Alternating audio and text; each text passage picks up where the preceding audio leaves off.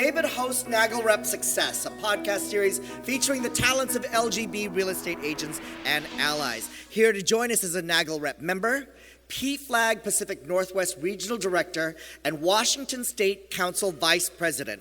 His personal motto is stand up for what is right, even if you stand alone. He's a stand-up guy, and he's not alone. He has us. He's a great kisser. Please welcome Drew Griffin. Where is he? There he is.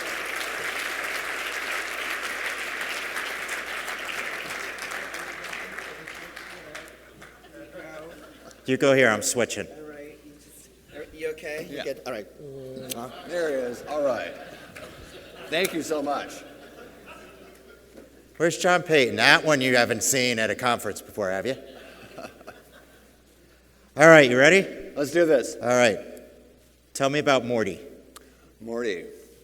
Morty Manford, he grew up in New York, and he, in the 1960s, came out of the closet, which, of course, at that time was still illegal.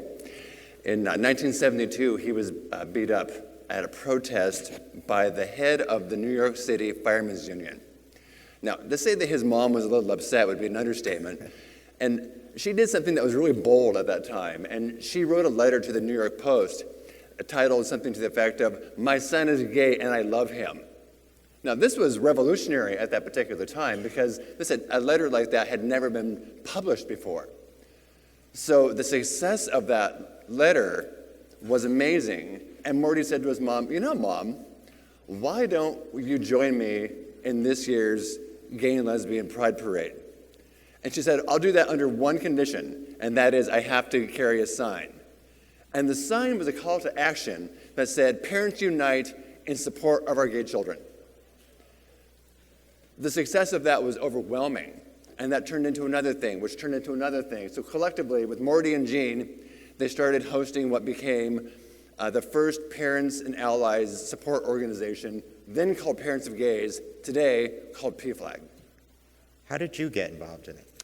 You know, when I was 18 and I came out of the closet, my first boyfriend told me that it was my duty as a gay person to be an activist. Now, I didn't know that he was full of shit, but I thought that that was the truth. So I started looking around, and so I started finding things that would be activist related. And in the course of that time, I found out about this organization that would help what I thought was gay kids come out to their parents. Their parents would be able to deal with their kids. And I didn't get involved with PFLAG until 7 years ago, but I had worked kind of parallel with them in a lot of my advocacy efforts. So 7 years ago, I was living in a rural town in eastern Washington, and for the first time, I found myself in a situation where I had no LGBT representation or community. And that was really unsettling for me. So I decided to look into how I could help build a community, how I could help the folks who were living there find one another. And that's when I discovered that I could start a chapter for PFLAG. Talk more about how your childhood kind of mimicked Morty's. Well, it's true. You know, I grew up in a very small rural town in southwest Washington State. I always said that the only diversity we ever saw there was the different shades of red around people's neck. And it's true. Being gay in the early in the 80s, in the early 90s, in that place was not something that one could come out about. So having a father who was a mostly unemployed truck driver, he did not like the idea that he might have a swishy son, if you get my drift. And so I was one of those kids, like so many people in this room and people that we know, who fell through the cracks, who was bullied by not only my dad, but by students and by teachers. And I always felt that there had to be more to life than what was happening there. So if I ever had the opportunity to help somebody else have a better life and not have to deal with that kind of garbage, I was going to do it. But the crap kind of kept going in your work life, didn't it?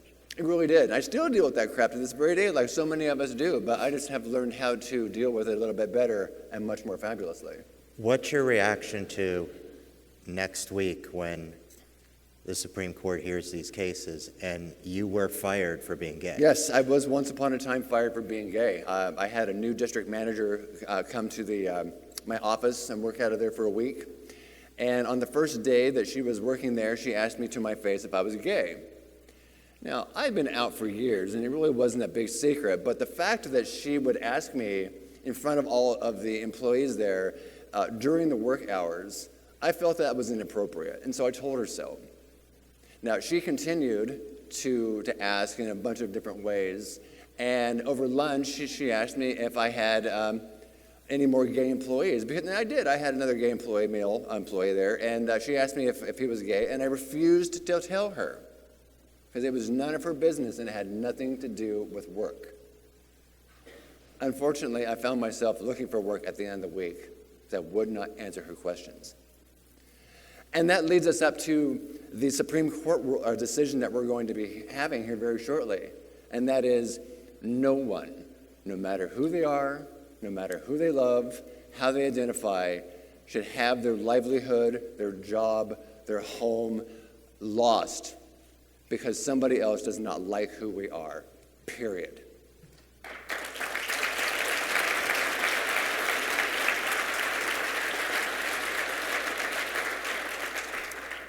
If you could raise your hand if you have been fired for your sexual orientation and gender identity. Wow. Just the fact that there's one other person in here means that it's wrong, and that has to be dealt with. All right, let's go PFLAG. How does it work? What is it? What does it work? PFLAG, as we know now, is the nation's largest support, education, and advocacy organization for the LGBTQ community and our allies. It was started as an ally organization. It continues to be the largest ally organization. And to all of our allies here, thank you so much, because we could not be where we are in this room or in society without your help. There's no question about it.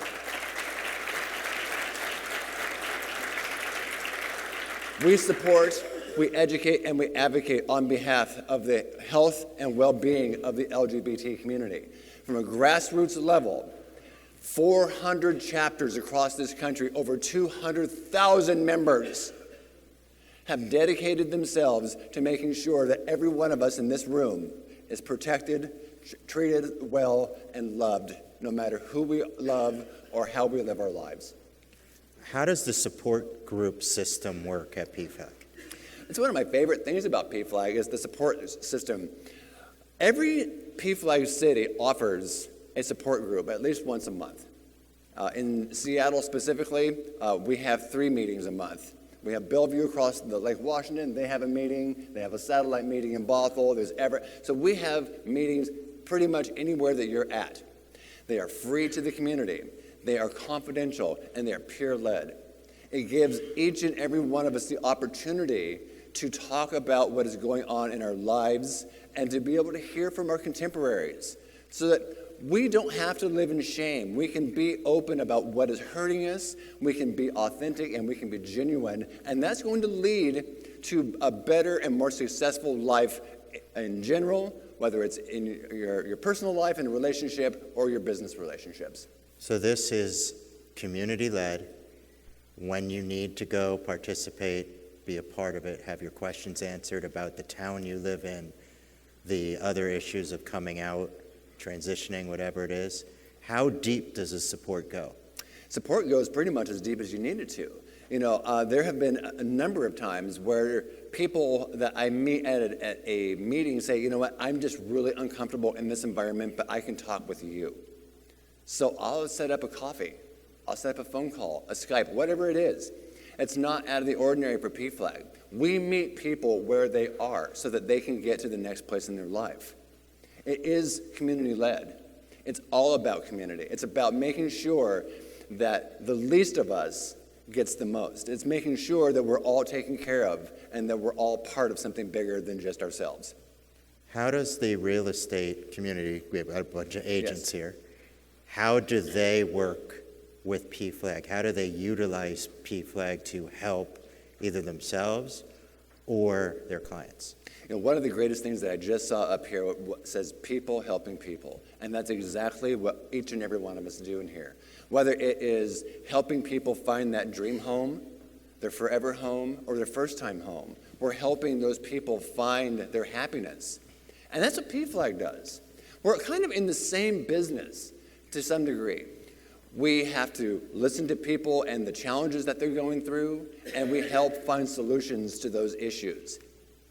Together, the relationships that you have built in your community are only going to broaden with the reputation and with the organization of PFLAG to what it is that you're doing.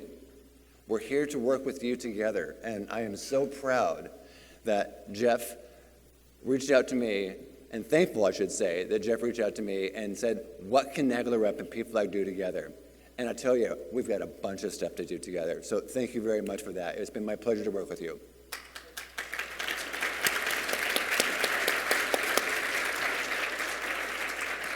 We heard in the video, and NAGLREP talks a lot about it, the 49% home ownership rate, which is 15% lower than the national average.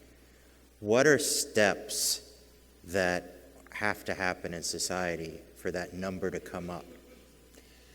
You know, everyone has to be on an even playing field. Now, I'm not talking financially, because there's always going to be people who have more money or have more assets than the other, but we all have to be working from the same place of equality. As an example, we know that transgender people, specifically trans women, make significantly less money than the rest of us do, white males, gay or not. Trans women make less money than we do. And when we have 30 states across the country where it's still legal to fire somebody because of how they identify or who they love, that's taking away the opportunity that people have for home ownership. It's taking away the opportunity that people have to create equity and value. It's just not right. And we absolutely have the opportunity right here, right now, to say that is enough, and we're going to make a change, and we're going to do this together. One of the things that's fascinating when the emails come in from your ultimate clients to naglrep.com, we all know the real estate forms on all our websites that nobody will ever fill out, right? But on NAGLREP, you're getting story after story, life story. How does this group help their clients to feel comfortable and welcomed in their new potential town, and how can they guide them to PFLAG for assistance to feel comfortable? This morning, over breakfast, cups of coffee, I had the opportunity to meet a couple of gentlemen who shared their stories, their coming out stories with me. And that's just it. Every single one of us, whether an ally or LGBTQ+, we all have a coming out story. We all have a story about what it was like for us to grow up before we came out of the closet. We all have a story of what it's like to live in our communities and have to face the issues that we face. And being able to share those stories with our customers, with our clients, getting them to understand that we also share those experiences, we know what that is, puts them at ease. It makes them more willing to work with you, to work together to find that home. But the other thing is you all are connected to your communities in ways that so many others are not. You know your LGBTQ resources, you know one another, you know all kinds of things. And one more thing that you have to your disposal now is PFLAG, a place where your clients can go for support, education, and advocacy so that they can live their most authentic and best lives. What are some of the most common needs of an LGBT client when they move into a new community? People need to know, first and foremost, if the area that they're moving to is going to be safe and accepting of their family. You know, when you move into a home, you think, wow, this place is beautiful. It has the porcelain this and the wood that and the high arches and all the things that you want in a house. But are the neighbors going to be understanding and accepting of you and your husband? Are they going to be okay with your extended family? Are they going to be with, name the situation? We have to be able to make sure that we are putting people in a place where they're going to excel. And you talk with me about sometimes the couple, the LGBT couple moving in will be accepted.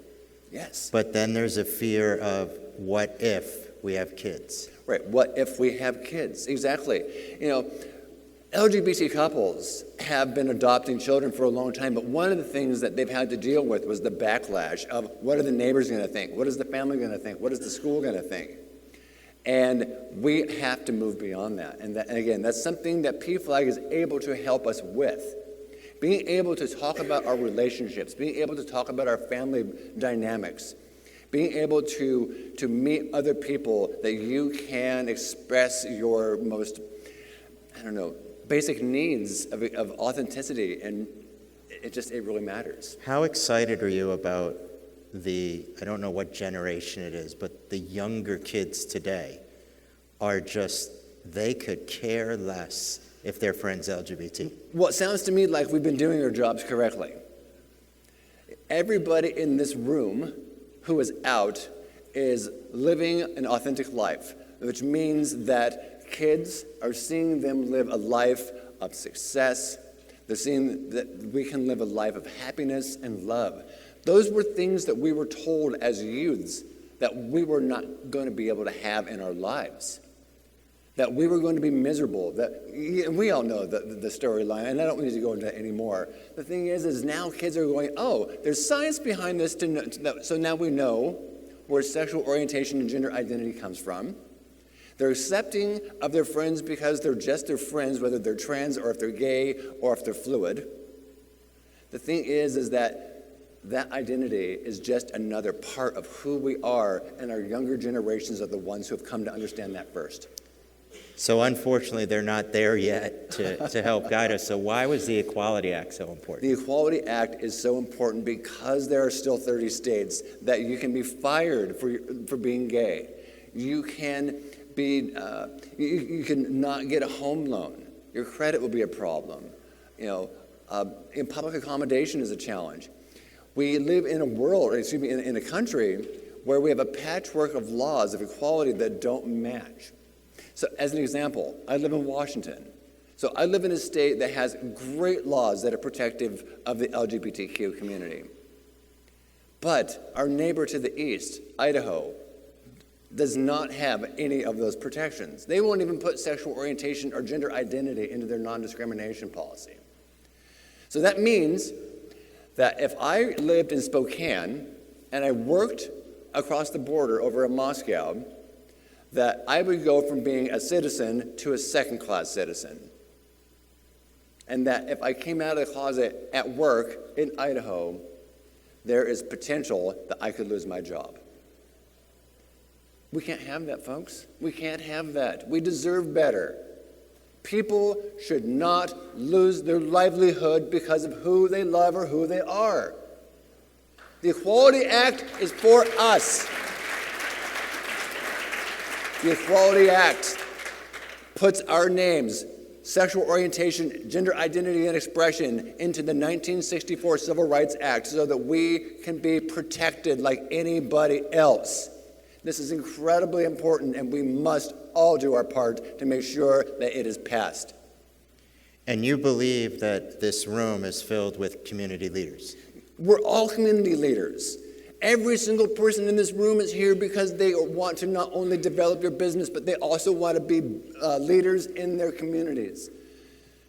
They go to luncheons and they talk about their communities. They go to their family meetings and they talk about their communities. We're all natural leaders. So it's up to us to take the lead in this and run with it, to teach other people the importance of the Equality Act, why it's so important, not just for us as individuals, but all of us as a whole. And I know you're blown away by what NAGLREP did in really rising up and becoming a player with you, HRC, and GLCC, all of the different letters. Absolutely right. And NAGLREP's now there as a formative part of this. This agreement, this partnership, this memorandum of understanding that we have created between PFLAG and NAGLREP is historic. This is an opportunity for all of us to not only work on the personal side of all of this together, but to bring it into our businesses, to live and breathe this reality into our businesses and into our communities. This is an opportunity for us to develop things that we don't even know about yet. But it's an opportunity for us to educate our industries. It's an opportunity for us to stand up in front of Congress and tell our stories. It's an opportunity for us to just bring in new people to PFLAG meetings, for you to develop your how do we say it, pipeline for housing, whatever it is. This is a mutual benefit partnership, and there's so much more that we can do with it that you know, there's a lot of room for growth. Well, as we say in the TAPE podcast, this has been NAGLREP Success. I'm your host, David Cerroti. Thank you. Thank you, David and Drew.